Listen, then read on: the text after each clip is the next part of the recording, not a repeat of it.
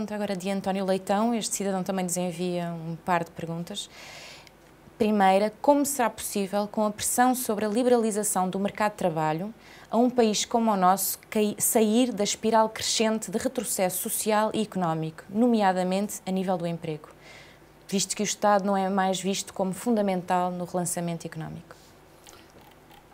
A pergunta é totalmente relevante. Nós, como eu dizia há pouco, só podemos sair desta espiral de recessão, como ele diz, através de uma nova estratégia de desenvolvimento económico. Uma estratégia de desenvolvimento económico que nem passa por coisas muito profundas, quer dizer, passa logo por uma diferente distribuição dos sacrifícios num orçamento como este. E depois passará pelo lançamento de iniciativas no sentido do desenvolvimento sustentável. Passa por tributar a banca no que ela não é tributada. Passa por tributar grandes fortunas, grandes acumulações de privilégios de empresas no que não são tributados. Passa por aplicar o orçamento zero à função pública, limpando da função pública tudo o que é excesso de despesa e tudo o que é despesa subtuária ou excessiva. Ou, designadamente, as consultadorias, os escritórios de advogados, tudo aquilo que o Estado tem, que são técnicos, consultores, etc., e que não usa para usar e recorrer aos escritórios dos advogados e aos gabinetes dos consultores, muitas vezes constituídos por técnicos formados dentro da própria função pública. Esse tipo de adjacências, que têm que ser limpas através de um orçamento com a técnica de base zero, tem que ser feito. Mas esta nova estratégia, as 12 medidas que o Bloco propôs, e que eu não vou estar aqui a enunciar pela sua extensão, que são medidas de uma mais justa distribuição do sacrifício, por medidas de justiça fiscal, de justiça distributiva, completamente ao nosso alcance, essas só por si permitiriam que medidas como o agravamento do IVA, ou o levantamento, ou o corte dos salários pudessem ser suspensas. Essas medidas de racionalização da despesa e da receita teriam que ser, no entanto, acompanhadas com uma nova estratégia de desenvolvimento económico. Uma nova estratégia de desenvolvimento sustentado. E para isso, como eu disse, é preciso uma nova maioria política e social.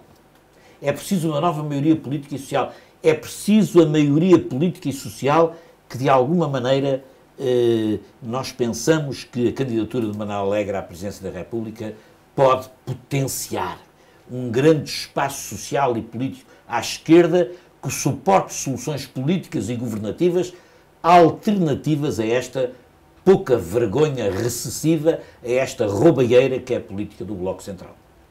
Falou há pouco em tributar a banca. A segunda questão deste cidadão, de António Leitão, é exatamente sobre a imposição fiscal à banca.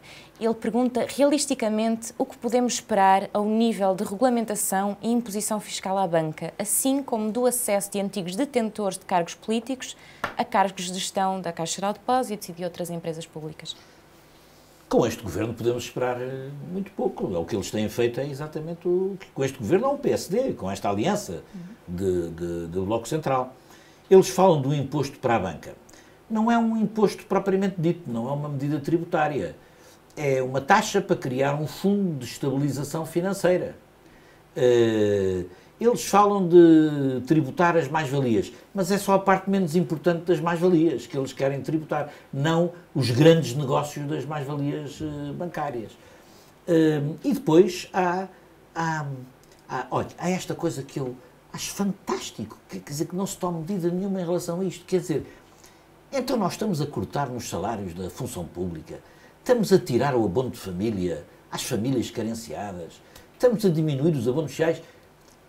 E os administradores da PT e de outras grandes empresas recusam-se a cortar nos prémios, nos paraquedas dourados para os seus administradores. Recusam-se a tomar medidas de um mínimo de economia, mantendo salários e prémios absolutamente provocatórios, como se não fosse nada com eles. Quer dizer, há que tomar medidas neste campo e medidas de justiça social e distributiva que, perante as propostas do Bloco de Esquerda, que são propostas razoáveis e que o Governo nem sequer dignou a responder, se verifica que há aqui duas linguagens e duas políticas. Não é só que o Governo não ouça. ou que acha, quer dizer, são duas políticas diferentes, duas estratégias diferentes de futuro. Não é? E o país precisa de outra.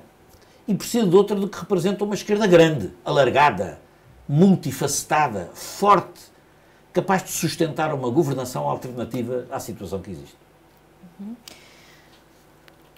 Uma pergunta que nos foi enviada via Twitter. Com a regressão, que existe nos direitos sociais, crê chegar primeiro a semana de trabalho de 6 dias ou a reforma aos 70 anos? É uma pergunta pessimista.